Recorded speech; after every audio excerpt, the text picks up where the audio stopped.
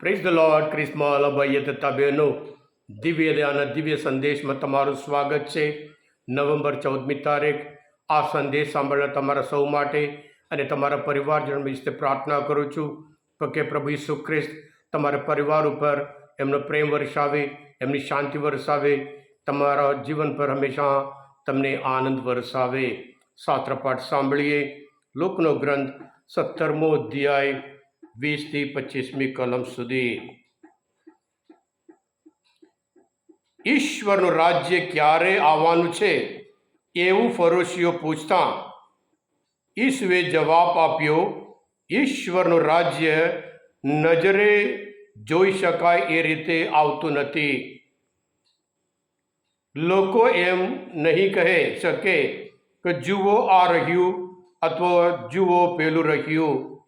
સાચી વાત એ છે કે ઈશ્વરનું રાજ્ય તમારી વચ્ચે છે. વળી તેમણે શિષ્યોને કહ્યું, એવો સમય આવશે જ્યારે તમે માનવ પુત્રના સમયનો એક દિવસ પણ જોવા તલસશો પણ જોવા નહીં પામો. લોકો તમને કહેશે, જુઓ પેલો રહ્યો, જુઓ આ રહ્યો, પણ તમે ખસશો નહીં, એમની પાછળ દોડશો નહીં. કારણ જેમ વીજળી આકાશના એક છેડેથી ઝબૂકી ઉઠીને બીજા છેડે સુધી પ્રકાશ ફેલાવે છે, તેમ માનવ પુત્ર પણ એનો સમય આવતા પ્રગટ થશે. પણ તે પહેલાં એણે તો પુષ્કળ દુઃખો વેઠવો પડશે અને આ પેઢીના જાકારો પામવો પડશે.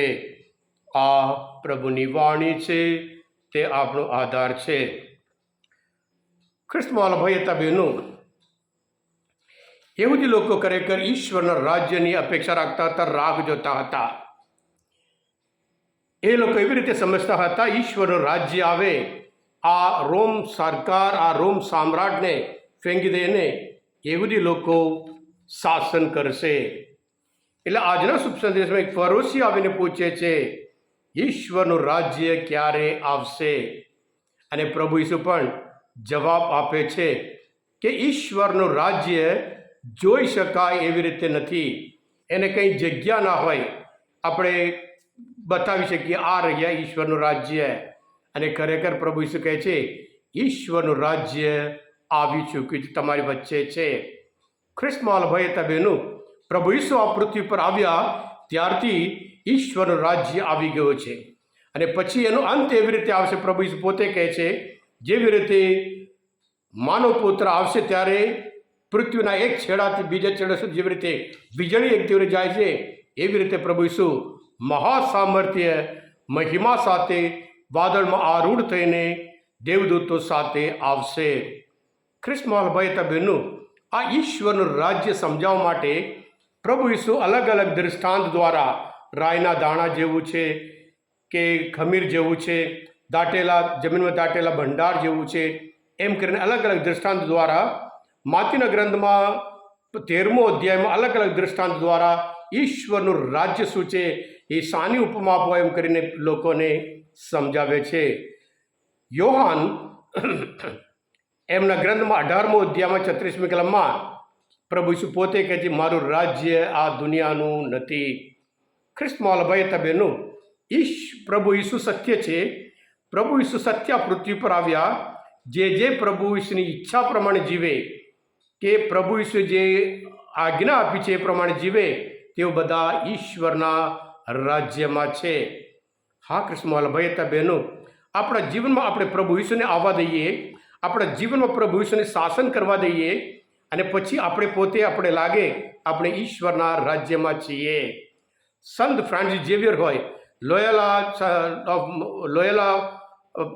ઇગ્નેશિયસ લોયલા હોય, એ બધાને લાગ્યું, પ્રેષિતોને લાગ્યું ઈશ્વરના રાજ્યમાં છે, એટલે હિંમતપૂર્વક ઈશ્વરના રાજ્ય વિશે પ્રચાર કરવા માટે ગયા હતા. અને એવી રીતે ઘણા બધા સંતોનું જીવન પર બતાવે છે. એમને તો ભંડાર મળ્યું છે, એક અમૂલ્ય તક મળી છે, અમૂલ્ય ભેટ મળી છે, સંદેશ મળ્યો છે, મુક્તિનો સંદેશ મળ્યો છે. એમ કરીને પ્રચાર કરવા માટે, ઈશ્વરના રાજ્યનું કામ ફેલાવવા માટે તેઓ નીકળી પડ્યા. આપણે પણ જ્યારે આપણા જીવન પણ એવું બતાવવાનું છે, આપણે ઈશ્વરના રાજ્યના લોકો છે. કારણ આપણું જીવન પ્રેમના આધારે છે, આપણું જીવન એ સત્યના આધારે હોય અને આપણું જીવન ન્યાયના આધારે હોય તો પછી આપણે પણ ઈશ્વરના રાજ્યના લોકો તરીકે સાક્ષી આપીએ છીએ.